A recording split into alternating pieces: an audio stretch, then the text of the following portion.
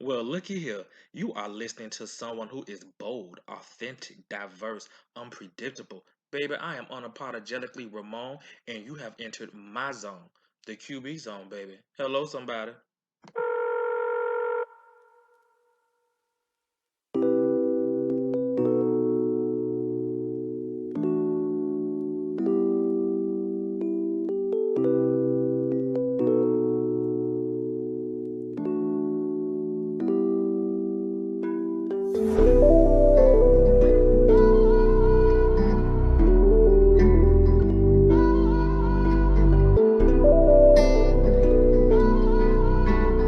Rock Legion.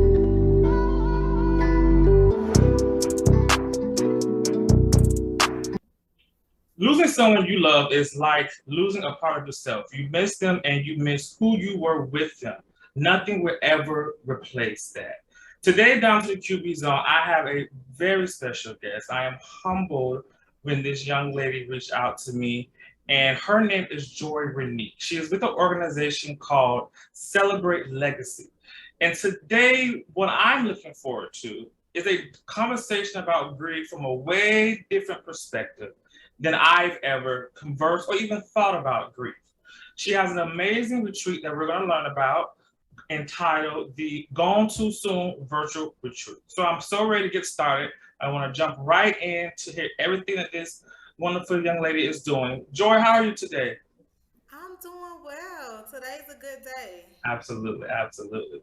So tell us all about Celebrate Legacy, what that organization is about, and just how you got connected with them. So, Celebrate Legacy is actually my business. I am the founder, and it started off as a journal company. And the goal is to help you to share life's experiences with your loved ones and future generations. So it's not just for you to share and write things down, but for you to be intentional about what you're sharing so that people in the future are able to benefit from your experiences and advice. And the way that I do that is I collaborated with my aunt who's a baby boomer. I'm a millennial. And we try to bridge that generational divide in the questions and prompts that we provide so that the advice is something that can translate and that we both can understand each other well. And what motivated you to start this company? What was it that fueled you and became your passion for Celebrate Legacy?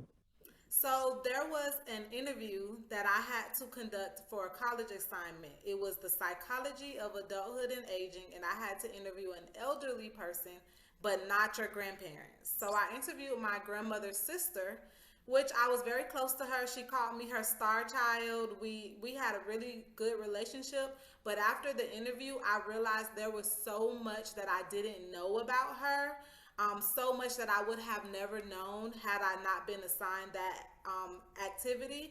And it just wouldn't come up in organic conversation. Something as simple as she used to work on a chicken farm and sell chickens to the grocery store for $1. Like, I would have never knew that about her, and Right, that was right. so interesting. Or something even more intimate about her having a miscarriage and how that affected her emotionally. Being able to have that conversation with her. A lot of times we don't wear certain things on our forehead for people to know about us. And maybe that's something that I could have experienced in my life and we could have connected in that way. So I wanted to provide a vessel where people and families, not only your mom, your grandma, but aunts, uncles, cousins, other people that you're close to would be able to have conversation starters and ways to learn how you guys connect in ways that's not always obvious. That's amazing. Where's your grandmother from? Where are your people from? Georgia, Buena Vista, Georgia, a little small town. I love that. I was with my grandmother, and she's from a small town in Alabama called Charlottesville. And so much of what you just said reminds me of her. You know, she also was born and raised on a farm, and that was how they thrived. That was their way of living. And then for you to mention just the whole legacy, some of my favorite memories was just the stories of Right. back in the day and things they went through. That's amazing. That is awesome. And when did you start this organization?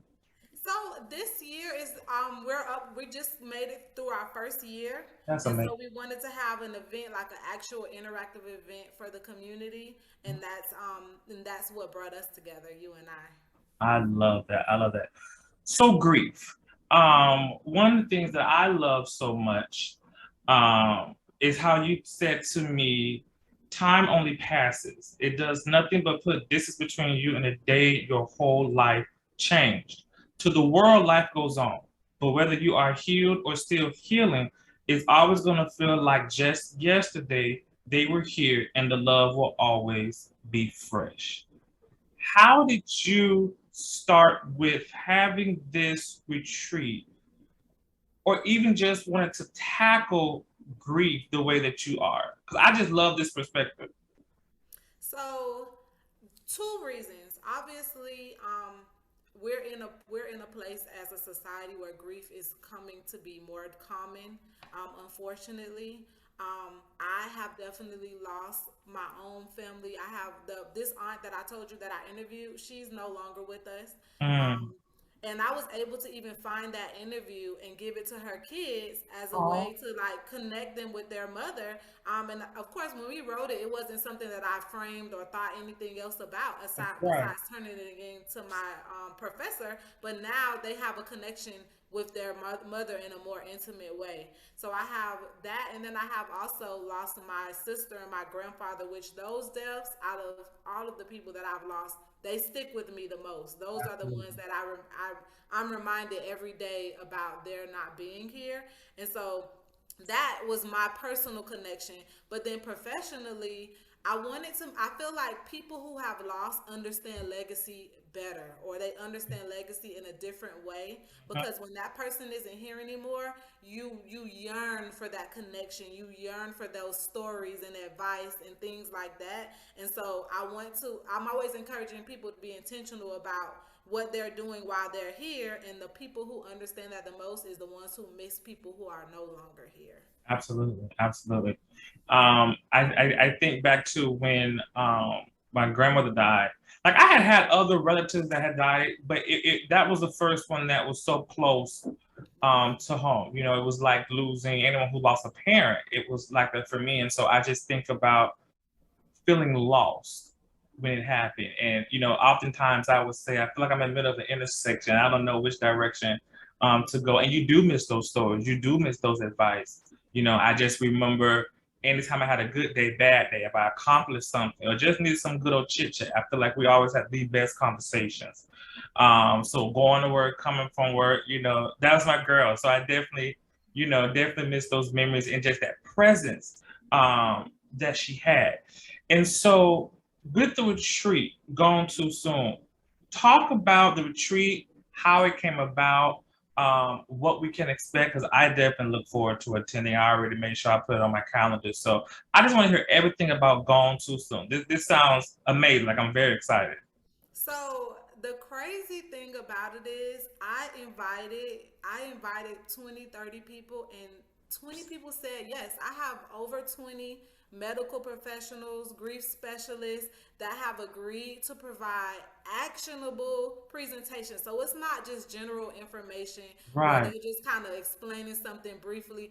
They're actually going to be teaching either a coping strategy, or they're trying to help you gain perspective, not change your perspective, but gain perspective on things that we don't necessarily sit down and think about. For example, I asked the neuropsychologist, can you talk about how grief affects the brain? And she said, well, actually, I want to talk about how the brain affects grief. And I Oh, said, oh, I don't okay. even know what she's gonna talk about yet. And I'm like, yes, you talk about that, because that Absolutely. just the wording by itself changes things. And so I Wow. have these people who they have a unique experience and expertise that they're going to be sharing. And I try my best to think of topics that not only are relatable, but that Right. are always talked about, so Mm. that people really get a chance to have a safe space to have these conversations. Not necessarily, so it's not about getting therapy, it's not about finding a counselor, even though these people offer these type of services. Uh-huh. This is about having a gift box of things that you can pull out of your box to help you during your process. No matter if you're healed or you're still healing, you'll be able to benefit from these presentations provided by all of these different people. That's awesome. And so how many presentations will there be? So it's gonna be six every day, Monday, Tuesday, Wednesday, Thursday. The last day it'll be three. So that's about 27 different presentations. Nice, nice. And what is the registration period? How do people sign up? How do they attend? So registration is going to open up officially on August 30th. Is everything is completely online. To Okay. me, that was important because number one, when we're talking about grief, it puts you in a space. And you don't necessarily want to share that space with strangers all the time. So when you're on the computer, you have that ability to put that distance between yourself. You control your environment. You control how much you consume. You can close it out and come back to it later. That platform, I felt like for this topic was very important.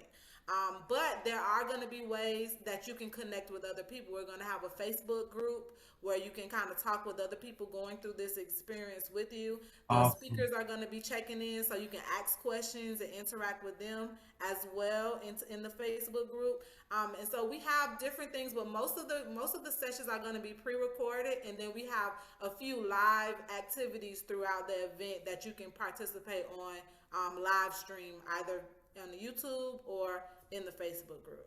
That's awesome. When it comes to grief, what would you say is something that you learned about yourself going through that process?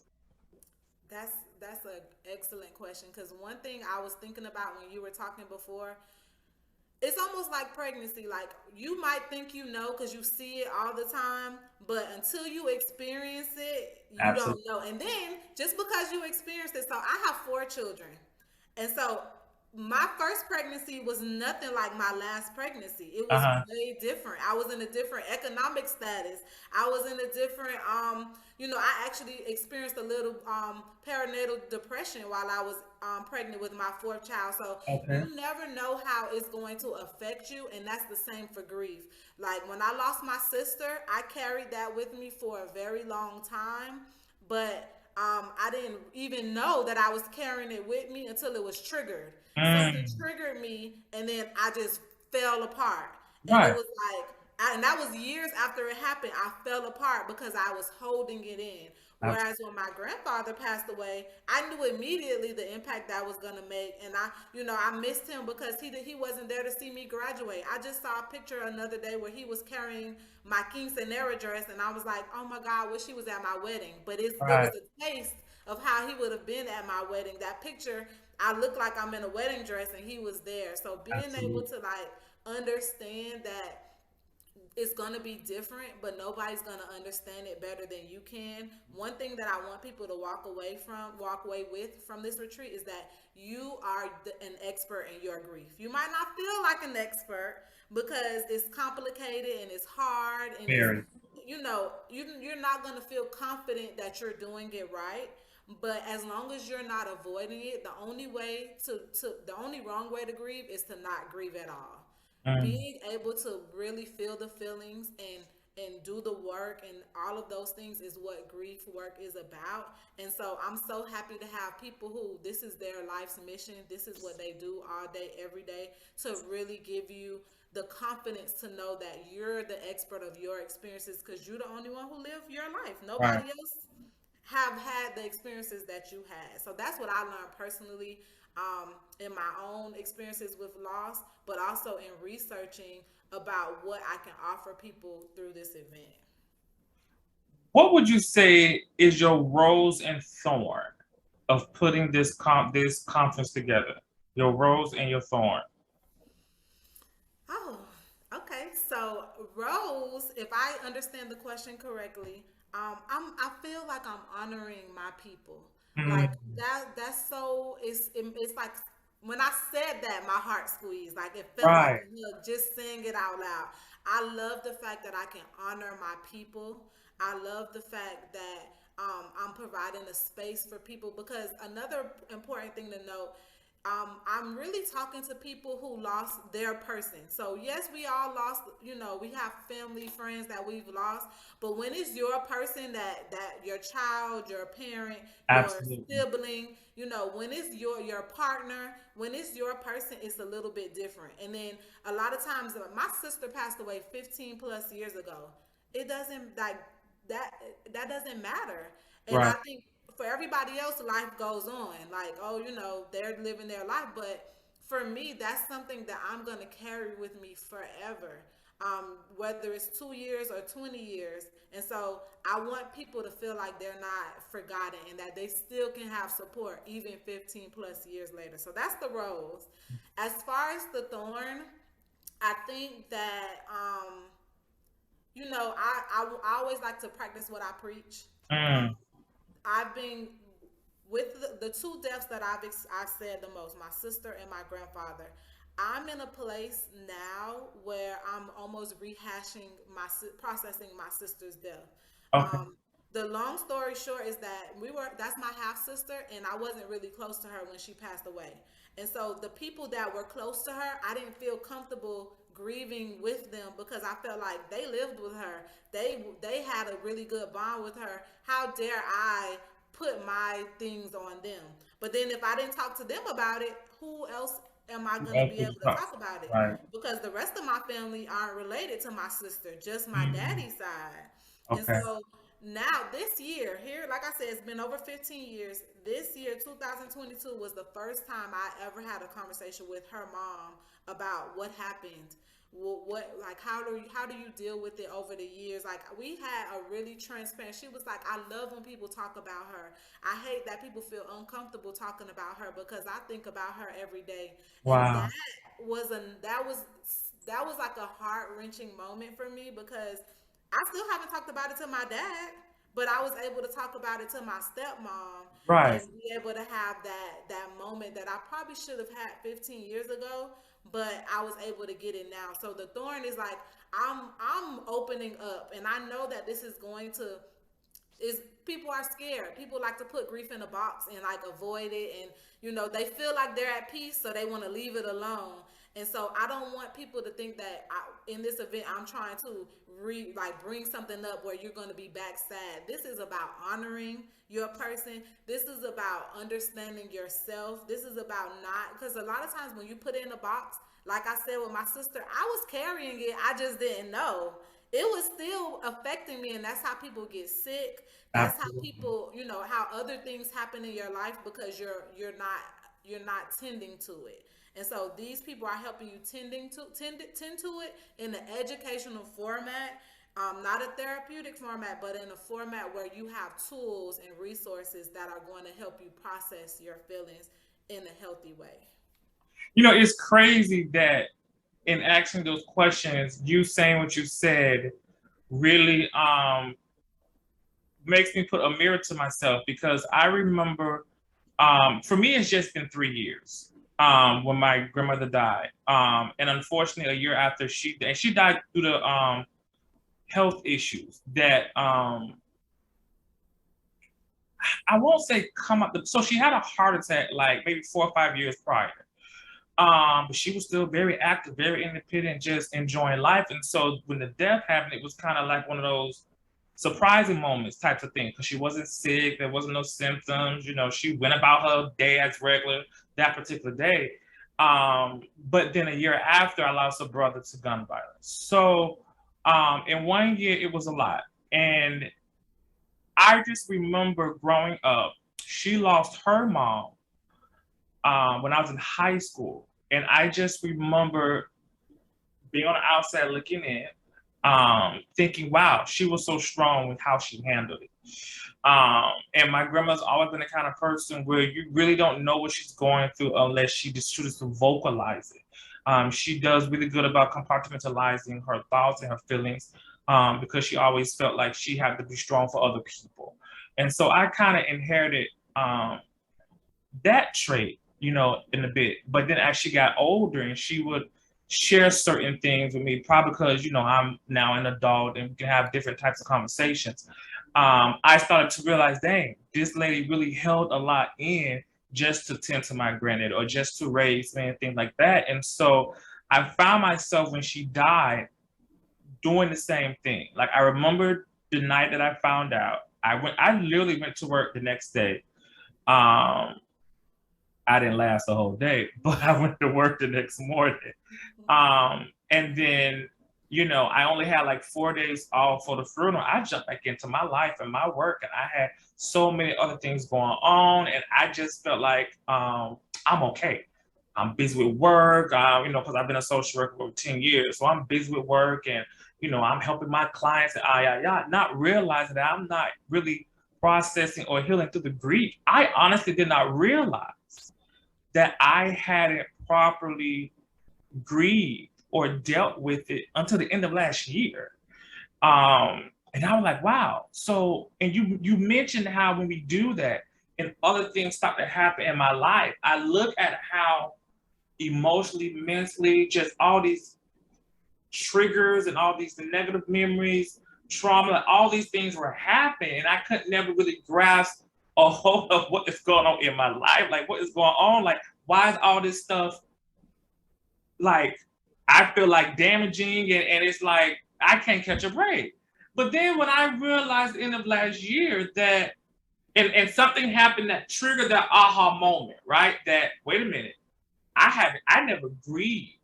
I put it in a box, I left it there, and I just went on with life thinking I was doing good by myself. And I this year has been the best year that I have had in a very long time, because emotionally, mentally, and spiritually, I have done the work, even when it's uncomfortable. And part of that has not just been therapy, part of that has been sharing my story, the good, the bad, and the ugly, whether that's face to face conversations, whether that's on my podcast. And it has really allowed me to heal. And I've just seen how all these other things have fallen into place. One of my favorite scriptures in the Bible is that, when God said that He wants us to prosper, even as our soul prospers. And so I noticed that as I started to heal and progress internally, that externally and all these other things really started to fall into place, and that's been an amazing ride. And I'm still going through it.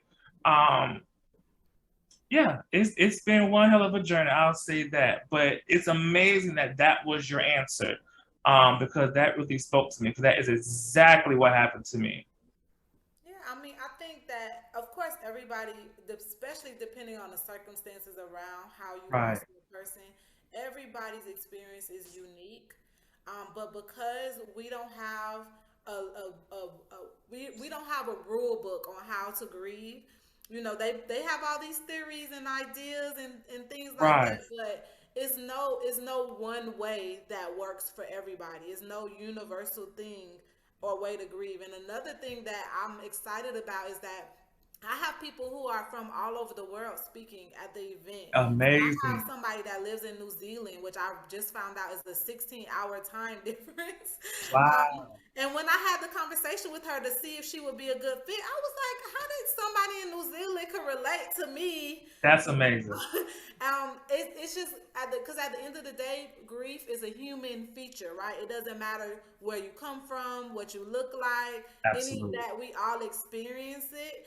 Um, but at the same time, we all are still trying to figure it out. We try our best to avoid it because it's not a fun feeling.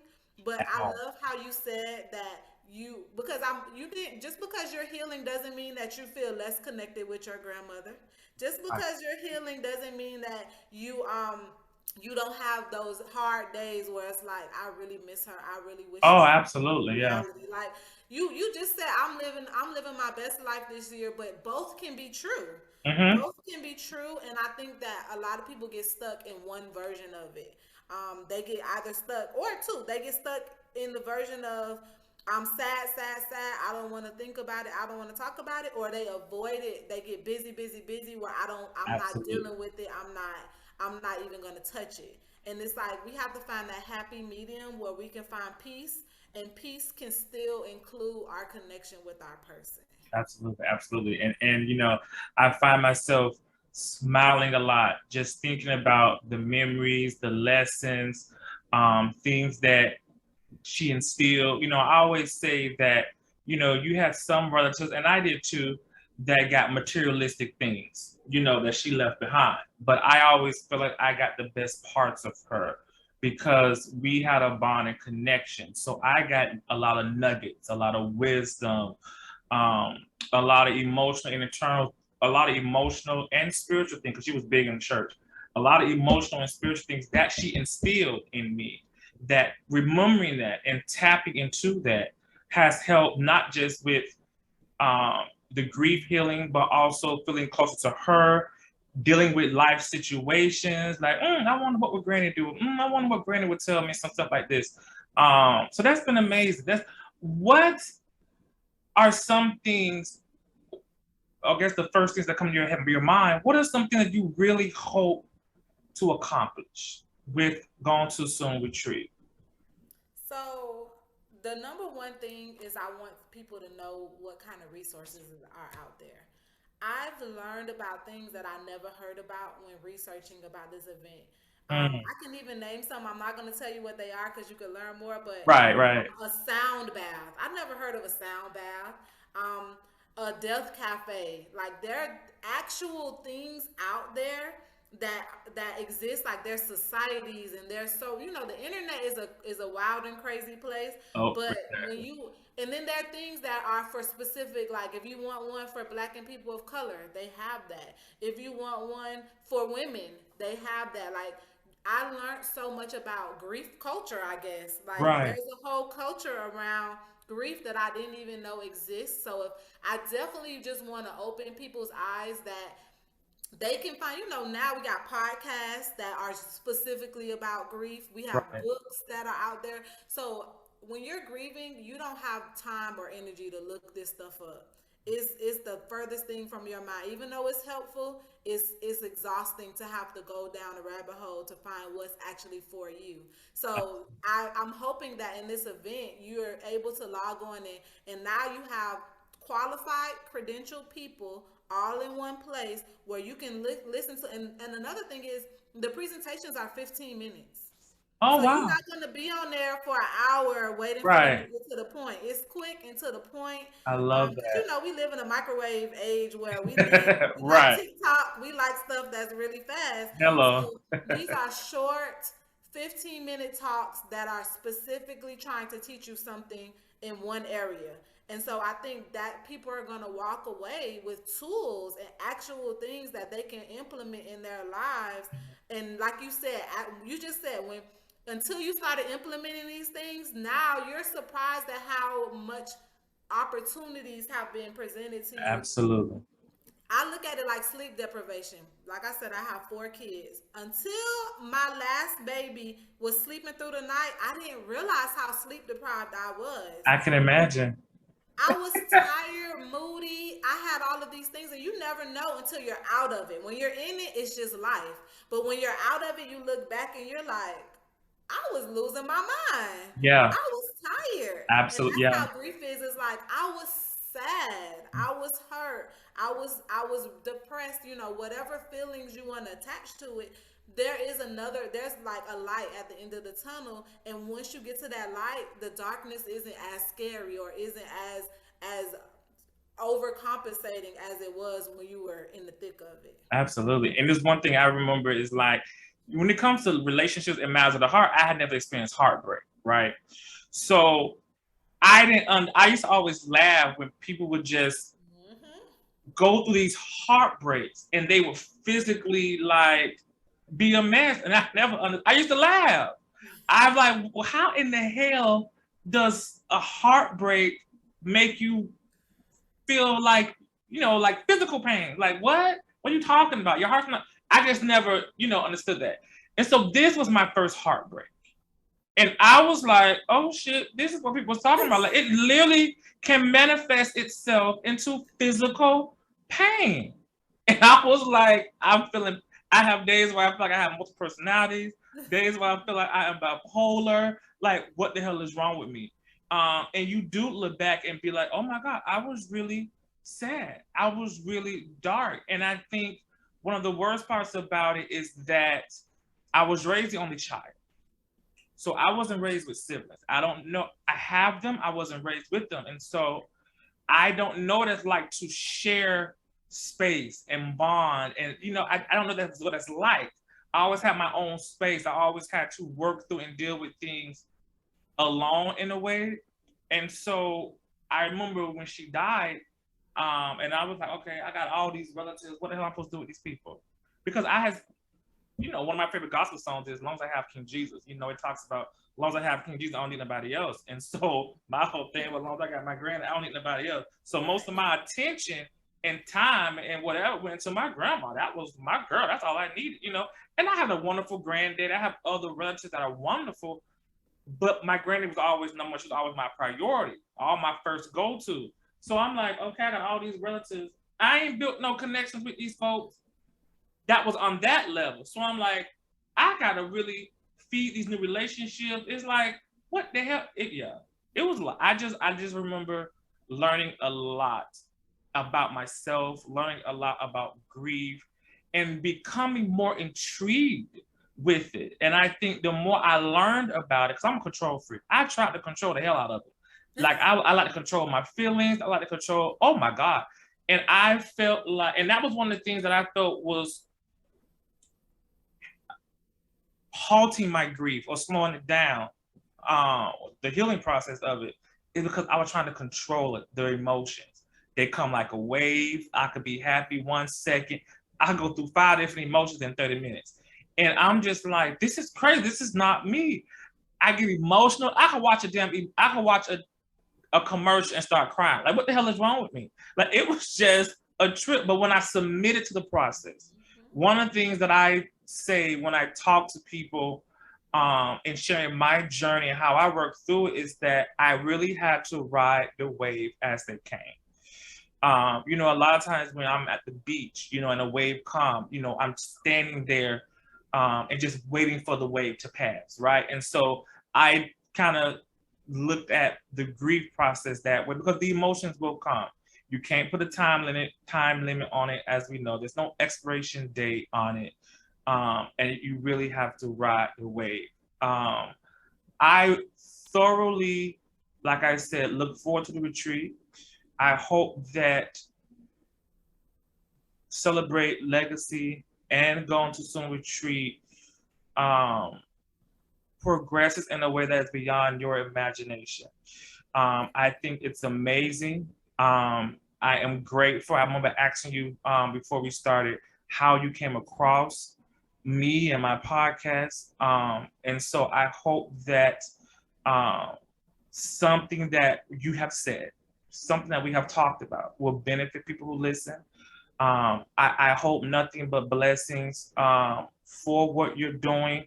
And I am humbled by the opportunity to speak to you. I'm humbled in advance with the opportunity to attend this retreat, because I can just tell from just our conversation here or the email that I'm going to learn and grow a lot more from attending it. So I definitely wish you much success and will support in any way I can. I hope this is just the beginning of us collaborating and making a difference. I was So, just gonna say we definitely gotta do a recap after oh we yeah, celebrate. I would love that. I would love that. And where can people go to learn about, more about Celebrate Legacy? Where do people go to register when it's time to register in a few weeks? Give us all the places where we can find and be up to date and make this happen. Right. So the my website is celebratelegacy.net, and the retreat is retreat.celebratelegacy.net. So really simple. Celebrate Legacy on Facebook, on Instagram, on TikTok, on Pinterest, I love that. YouTube. I'm on all the things at Celebrate Legacy. And me personally, I'm more than joy. So my brand is more than joy, because I really believe that everything that I do is bigger than me. Mm, I do it for my kids. I do it for my community. amen. I do it for you guys, and I mean that from the bottom of my heart. That's just been my passion. I really love providing resources to people, and I'm so happy that this is a free event. This is not you. You're able to have other features, but the event itself is free. So That is I'm amazing. encourage as many people, if you're listening to this, to tell everybody that you know, if you know somebody who lost somebody, let them know because you don't know how this might be a blessing to them. Absolutely, absolutely. Joy, I thank you. Like I said, I look forward to everything. We would definitely do a recap. I would definitely make sure I spread the word because I was just so. I shared it with a lot of my friends when you reached out to me. I was just so excited about this. I like, because I love retreats and conferences. I don't know why, but I just love attending retreats and conferences. So He's a social worker. yeah. So I remember just sharing this with some of my close friends, and I would listen, just very excited. But listen, thank you once again for reaching out to me, and I'm excited for the future. I really, really, truly am. Thank you for having me. Well, that's it for the zone today. We are officially shutting it down. Thank you guys so much for tuning in. And until next time, remember this: make yourself unavailable for anything that isn't in alignment with your next level.